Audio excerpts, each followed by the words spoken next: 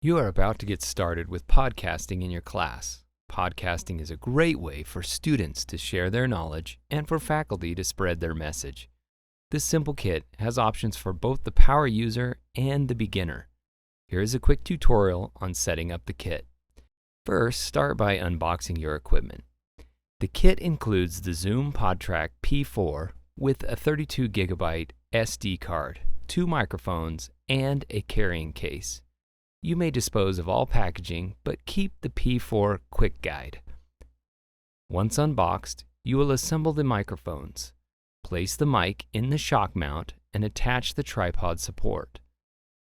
The angle can be adjusted by loosening this twist knob and setting the angle and tightening it to set into place. Add the foam pop filter by sliding it over the microphone. For the PodTrack P4, place the batteries in and insert the SD card. Next, you will want to attach the microphones to the top of the PodTrack and the base of the microphone using the supplied XLR cables. Keep in mind that the XLR cable has a locking mechanism to prevent accidental disconnection. The PodTrack can have up to 4 microphones attached. Connect headphones, not included, at the bottom of the PodTrack in the 3.5mm jack. You can connect up to 4 different headphones. With everything connected, you are ready to turn on the PodTrack. The power button can be found on the side of the device and can be activated by holding down the button for a few seconds. The display will then light up. The first time you turn on the PodTrack, you will need to set the date and time. This is important as the device will name the files based on this information and will help you identify files later on. You will use the 4 buttons below to navigate the menu. Refer to page 8 in the Quick Start Guide for more information. There are some other connections to be aware of. First, on this side, near the SD card slot, you will find 2 USB-C inputs. One allows you to attach a power source similar to how you might charge your phone. This can help avoid running out of power and using too many batteries. You can also use a USB-C cord to connect this to your computer and will then show up as an audio input on your device. First, set the microphone switch to the appropriate setting. Here we will be using the mic with the lightning bolt.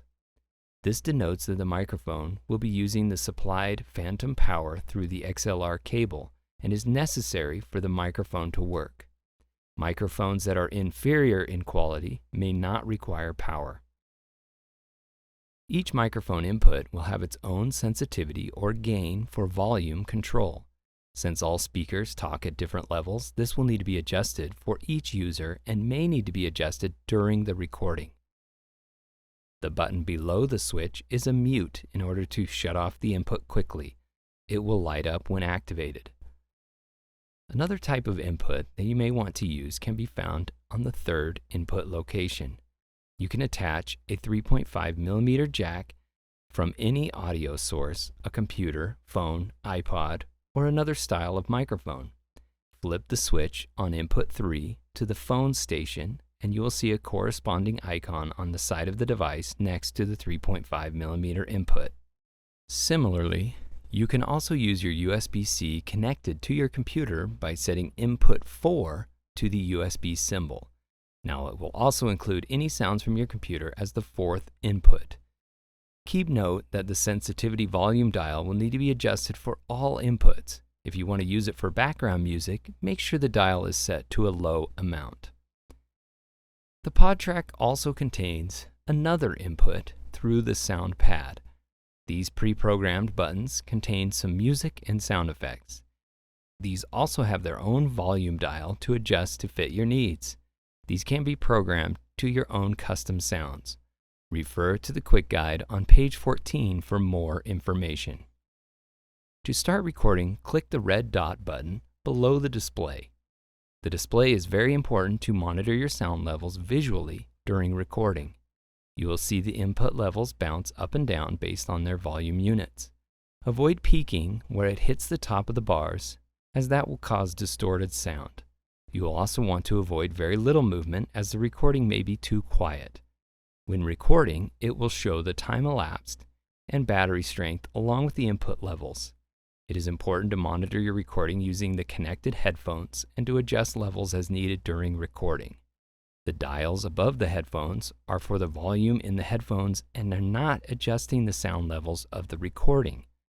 You can have up to 4 headphones connected. If necessary, during recording, you can pause by clicking the pause button. To resume recording, click it again. When you are finished recording, click the square Stop button. Your file is now recorded on the SD card. You can listen to it by clicking the play button and navigate through the files using the sound pad buttons.